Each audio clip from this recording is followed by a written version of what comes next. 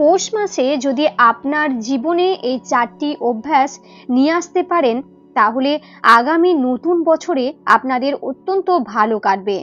নমস্কার সুধী ভক্তবৃন্দ, আমার ধর্মকথা চ্যানেলে আপনাদের সকলকে জানাই স্বাগত। আশা করছি ঈশ্বরের আশীর্বাদে প্রত্যেকেই ভালো আছেন এবং সুস্থও আছেন। চলছে 2024 সালের ডিসেম্বর মাস, অর্থাৎ কিছু দিনের মধ্যেই আসতে চলেছে নতুন বছর, অর্থাৎ 2025 সাল। আমি জানি ভালোই মন্দই মিশিয়ে 2024 সাল আপনাদের একদম খারাপ যায়নি, তবে আগামী বছর অর্থাৎ 2025 যাতে আপনাদের খুব ভালো কাটে, তার জন্য এই বছরে এই পৌষ মাসে আপনারা জীবনে কিছু নতুন অভ্যাস নিয়ে আসুন। সেই অভ্যাসগুলি যদি আপনারা এই পৌষ মাসে আপনাদের জীবনে নিয়ে আসতে পারেন, তাহলে আগামী বছরটা আপনাদের অত্যন্ত ভালো কাটবে। ঈশ্বরের আশীর্বাদে আপনাদের সকলের মঙ্গল হবে। আজকের ভিডিওটিতে আমি আপনাদের সঙ্গে শেয়ার করব কি সেই বিশেষ অভ্যাস এবং ব্যক্তি বিশেষে প্রত্যেকের জীবনে এই অভ্যাসগুলি নিয়ে আসা উচিত। কি সেই অভ্যাস জানার আগে আমার সকল ভক্তবৃন্দদের কাছে একটাই অনুরোধ করব যে ভিডিওটি সম্পূর্ণ রূপে দেখবেন এবং দেখার পর যদি ভালো লাগে তাহলে অবশ্যই কিন্তু একটি লাইক করবেন, কমেন্টসে লিখবেন জয় শ্রীকৃষ্ণের জয় এবং ভিডিওটি শেয়ার করবেন আপনাদের নিকট আত্মীয় স্বজন এবং বন্ধু বান্ধবদের সাথে, যাতে সবাই এই ভিডিওটি থেকে উপকৃত হন। 2024 সালের আর বেশি দিন বাকি নেই। এই পৌষ মাস চলতে চলতে পড়ে যাবে 2025 সাল, অর্থাৎ নতুন বছর। পৌষ মাস কিন্তু 2024 এবং 2025 দুটো বছরের মাঝখানেই রয়েছে। তাই পৌষ মাসে আপনাদের জীবনের নতুন বছরে নতুন কিছু নিয়ে আসুন। আপনাদের ভালোর জন্য প্রথম যে জিনিসটি আপনার জীবনে নিয়ে আসবেন সেটি হচ্ছে ধৈর্য ও মনের জোর। মনের জোর যদি থাকে তাহলে মানুষ সমস্ত কিছু করতে পারে, এই বিশ্বাসটাই রাখুন। ঈশ্বরই আমাদের ভালো সময় দেন এবং ঈশ্বরই আমাদের খারাপ সময় দেন। কেন দেয় বলুন তো? ঈশ্বর তো চাইলে শুধু ভালো সময়টাই দিতে পারতেন, কিন্তু খারাপ সময় বা কঠিন সময়ও দেন, যে সময়ে আমরা সংঘর্ষ করি অত্যন্ত বেশি পরিমাণে। মনে রাখবেন সেটি আমাদের পরীক্ষার সময়, সেই পরীক্ষায় আমাদের উত্তীর্ণ হতেই হবে। তাই ধৈর্য ধরুন।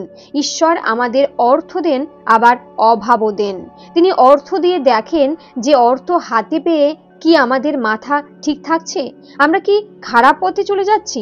অর্থ পেয়ে তিনি অভাব দিয়েও দেখেন যে অভাবে কি আমাদের স্বভাব পরিবর্তন হচ্ছে, আমরা খারাপ পথে যাচ্ছি নাকি ভালো পথে থেকে আমরা কষ্ট করে যাচ্ছি। সেটি দেখার জন্য আমাদের অর্থ এবং অভাব দুটোই দিয়ে থাকেন। তাই বিচলিত হবেন না, নিজের কর্মের প্রতি আস্থা রাখুন এবং ধৈর্য রাখুন। যদি আপনি ধৈর্য ধরে আপনার কর্মের প্রতি নিষ্ঠাবান হয়ে কাজ করে যান, তাহলে কিন্তু আপনি সুফল অবশ্যই পাবেন। দ্বিতীয় যে জিনিসটি নিজের মধ্যে অবশ্যই নিয়ে আসুন সেটি হচ্ছে সন্তুষ্টি। এটা মনে রাখবেন, আপনার কাছে যা আছে প্রচুর মানুষের কাছে সেটা নেই। অনেক মানুষ হয়তো শারীরিকভাবে শক্ত নয়, বিকলাঙ্গ, আপনার কাছে একটা সুস্থ শরীর আছে, তবে সেটি নিরোগ রাখার দায়িত্ব কিন্তু আপনার। আপনার কাছে হয়তো অর্থ আছে, অনেক মানুষের কাছে দুবেলা কি খাবে সেই পরিমাণে অর্থ নেই। আপনার কাছে হয়তো চাকরি আছে, কিন্তু অনেকেই বেরোজগার, কিন্তু তারা অনেক পড়াশোনা করেছে, কিন্তু তবুও তারা বেরোজগার। তারা বছরের পর বছর পরীক্ষা দিয়ে চলেছে, কিন্তু কোনো পরীক্ষাতে তারা সফল হয়ে চাকরি পাচ্ছে না। কিন্তু আপনার কাছে হয়তো চাকরি আছে, আপনার কাছে হয়তো স্বামী সন্তান আছে, কিন্তু অনেকের কাছে সেটা নেই। তাই আপনার কাছে যা আছে সেটার মূল্য দিতে শিখুন। আজকাল আমি দেখেছি মানুষের মধ্যে সবথেকে বেশি যেটা বাড়ছে সেটা হচ্ছে অসন্তুষ্টি থাকা। আমার কাছে যে জিনিসটা আছে সেটা নিয়ে কেউ সন্তুষ্টির হয় না। কারোর কাছে বাড়ি আছে, গাড়ি আছে, সে আরো একটি বাড়ি এবং আরো একটি গাড়ি চায়। যার কাছে বাড়ি গাড়ি নেই সেও বাড়ি গাড়ি চাইছে। যে 50,000 টাকা ইনকাম করছে সে 1 লাখ টাকা ইনকাম করতে চায়, কিন্তু যে ব্যক্তি 1 লাখ টাকা ইনকাম করছে সে 3 লাখ টাকা ইনকাম করতে চায়। অর্থাৎ যিনি বড় লোক বা ধনী, তিনি আরো প্রতিদিন আরো ধনী হতে চান। কিন্তু মানুষ এটা করে ভুলে যায় যে তার কাছে যে জিনিসটা আছে তার মূল্য কিন্তু সে দিচ্ছে না। আজকাল দেখবেন ছোটবেলা থেকেই এটা শুরু হয়ে যায়। ছোট ছোট বাচ্চারাও দেখবেন অনেক বেশি ডিমান্ডিং, তাদের কাছে প্রচুর খেলনা আছে, যে খেলনা আছে সে খেলনা তার আর কোনো কদর নেই, তাদের আবার নতুন নতুন খেলনা চাই। ঠিক সেরকম ভাবে যারা গৃহবধূরা আছেন তারা হয়তো তাদের প্রচুর জিনিস আছে, তাদের প্রচুর শাড়ি আছে, তাদের স্বামীরা হয়তো তাদের প্রচুর জিনিস দিয়েছেনও, কিন্তু যা আছে তাতেও তারা কিন্তু সন্তুষ্টি হচ্ছে না, তাদের আরো চাই। যিনি ইনকাম করছেন তার উপরও প্রেশার বাড়ছে, তিনি চাইছেন, তিনি ভাবছেন যে তিনি যা ইনকাম করে আনছেন তাতে পরিবার সন্তুষ্ট হচ্ছে না, তাই তিনি আরো পরিশ্রম করে চলেছেন, আরো পরিশ্রম করে চলেছেন। এই ভেবে যখন তার সারাটা জীবন চলে যাবে, পিছন ফিরে তিনি দেখবেন যে তিনি সারা জীবন কেবল তিনি শুধু অর্থই উপার্জন করে গেছেন, কিন্তু অর্থ উপার্জন করেও তিনি সন্তুষ্টি পাননি, কারণ তিনি যা ইনকাম করেছেন সেটাই কম মনে হয়েছে। তাই নিজের জীবনে যদি সন্তুষ্টি নিয়ে আসেন, তাহলে কিন্তু আপনি যা নিয়ে আসবেন তাতে কিন্তু আপনি সন্তুষ্ট থাকবেন এবং সুখী থাকবেন।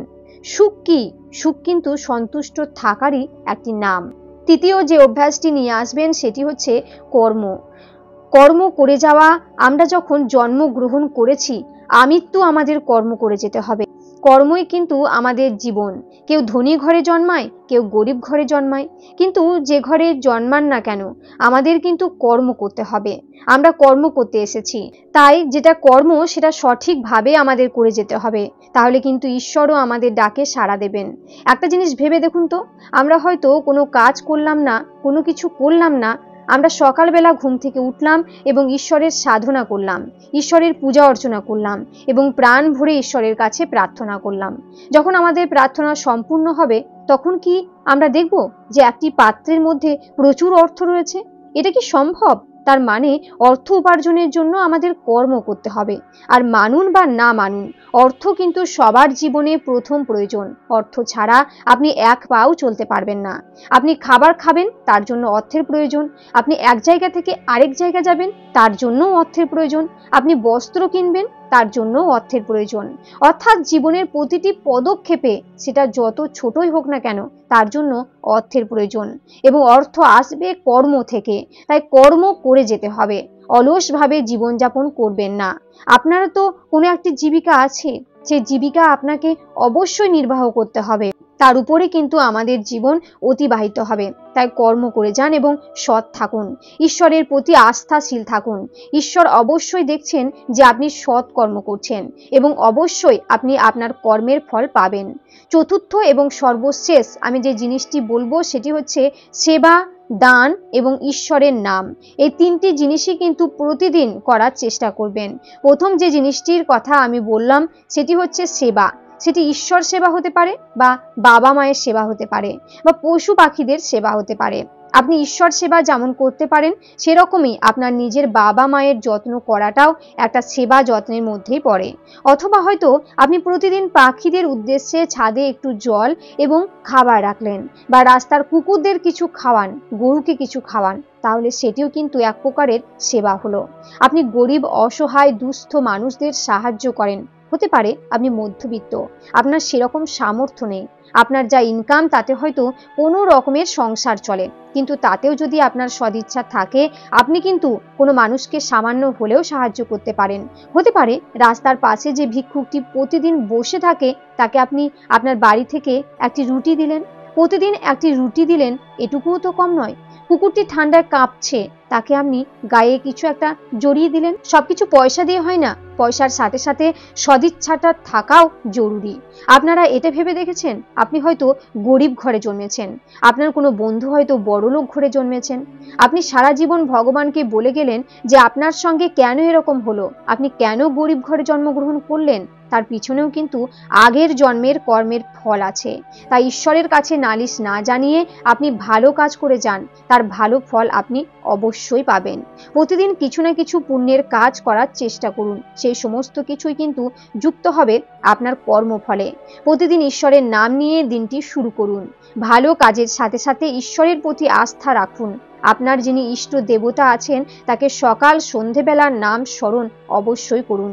আমাদের ধর্মে দুটি সময়ের কথা বলা হয়েছে সাধনার জন্য। সেই দুটি সময় হচ্ছে, একটি হচ্ছে সকালবেলা স্নান সেরে এবং আরেকটি হচ্ছে সন্ধেবেলা। এই দুই সময়েই ঈশ্বরের নাম নিন। বাকি সারাদিন আপনি আপনার কাজ করুন, সেবা করুন, দান করুন, ভালো ভালো কাজ করুন, জীবিকা অর্জন করুন, পরিবারের ভালো চান, সৎ পথে ইনকাম করার চেষ্টা করুন এবং সবসময় ধৈর্যশীল থাকুন। ঈশ্বর যা আপনাকে দিয়েছে সেটি নিয়ে আপনি সন্তুষ্ট থাকার চেষ্টা করুন। এই জিনিসগুলি যদি আপনার জীবনে আপনি নিয়ে আসতে পারেন তাহলে কি আপনি অসুখী হয়ে থাকতে পারবেন? কখনোই নয়। নতুন বছরের এই 4টি অভ্যাস আপনার জীবনে নিয়ে আসুন, আপনি সুখী হবেন। সুখী হতে আপনি বাধ্য। আমরা যখন রাস্তায় বেরোই তখন যে জিনিসটা আমাদের সব থেকে বেশি চোখ ধাঁধায় কোনটা বলুন তো? আমরা হয়তো হেঁটে যাচ্ছি, তখন কেউ একজন একটা খুব সুন্দর দামি গাড়িতে যাচ্ছে, তখন আমরা বলি তার কাছে তো কি সুন্দর গাড়ি আছে, আমাদের কাছে নেই। বা এটা ভাবছি যে এবছর পুজোতে আমরা একটা ভালো শাড়ি নিতে পারি। আমি ভাবছি যে আমার বান্ধবী একটা 19,000 টাকা দিয়ে কাঞ্জিভরণ শাড়ি নিয়েছে। যদি আপনি এরকম ভাবতে থাকেন যে আমার কাছে এটা নেই কিন্তু ওর কাছে ওটা আছে, তাহলে কিন্তু আপনি সুখী হতে পারবেন না। হয়তো যে মানুষটা গাড়ি করে আপনার সামনে দিয়ে গেল, আপনি হয়তো আপনার ছোট মেয়ের হাতটি ধরে হেঁটে হেঁটে যাচ্ছেন। সে মানুষটা আপনাকে দেখে হয়তো ভাবছে যে বাহ, এই মেয়েটা তো খুব সুন্দর একটা মেয়ে আছে, আমি তো 10 বছর ধরে চেষ্টা করছি, আমার তো বাচ্চা হচ্ছে না। যে বান্ধবীটা একটা খুব দামি কাঞ্জিভরণ শাড়ি কিনেছে কিন্তু আপনি পুজোয় সাধারণ শাড়ি নিয়েছেন, সে হয়তো আপনার স্বামীকে দেখে ভাবছে আমার বান্ধবীর বরটা কি সুন্দর, ভালো, ওকে কত মান সম্মান করে, আর আমার বরটা আমার গায়ে হাত দেয়। কিন্তু আপনি সেটা জানেন না, তাই আপনার কাছে যেটা আছে সেটার কদর করতে শিখুন, তাহলে আপনি সুখী হবেন। আপনি যদি অন্য লোকের কাছে যা আছে সেই জিনিসটার কদর করবেন তাহলে আপনি চির দুঃখী থাকবেন। এই নতুন বছরে এই 4টি অভ্যাস আপনার মধ্যে নিয়ে আসুন। এই বছরটা আপনার অত্যন্ত ভালো কাটবে। আমি 100% গ্যারান্টি দিয়ে বলতে পারি যে অবশ্যই আপনারা ভালো থাকবেন। আজকের এই ভিডিওটি এখানেই শেষ করছি। আশা করছি আজকের এই ভিডিওটি আপনাদের একটু হলেও ভালো লেগেছে। যদি ভালো লেগে থাকে তাহলে অবশ্যই লাইক, কমেন্টস এবং শেয়ার করবেন। আর যদি চ্যানেলে নতুন হন তাহলে অবশ্যই চ্যানেলটিকে সাবস্ক্রাইব করে আমার সাথে থাকবেন। সকলেই ভালো থাকুন, সুস্থ থাকুন। নমস্কার।